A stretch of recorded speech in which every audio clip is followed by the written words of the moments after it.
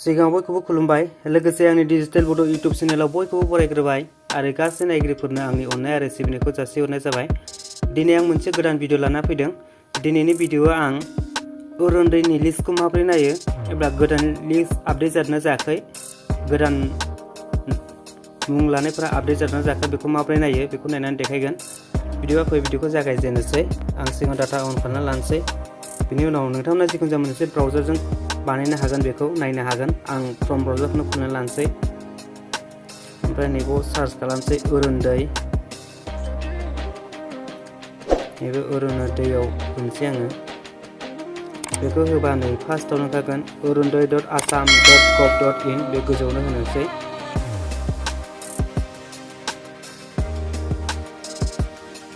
ओमफ्राय नैबेयाव ओंखारबाय। भिउ स्टेटासआव होबानो जागोन गोजौनियावहाय।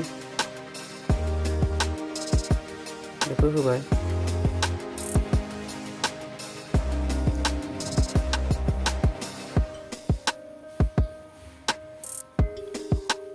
नै दाना डिस्ट्रिक्ट वाइज नायनो हागोन।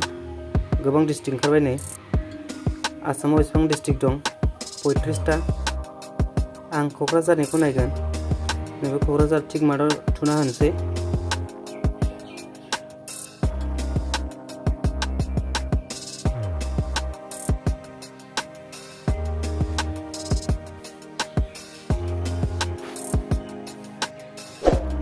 नै ओंखारबाय नै।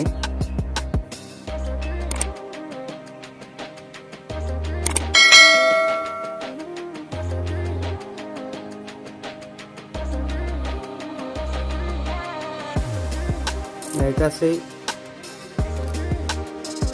4064टा पेज दं। बेखौ नेक्स्ट होलांबाय थाबानो ओंखारबाय थागोन। बेखौ नेक्स्ट होबानो नेक्स्ट पेजाव थांसै बियो। ओमफ्राय नैबे गोजौआवबो सार्च खालामनो हागोन।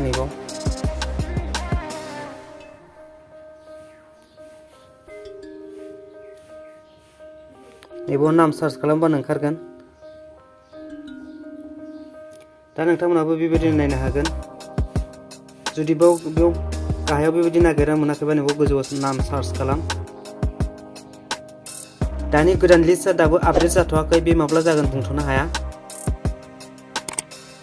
उनाव आपडेट जाबा नोंथांमोना नायनो हागोन।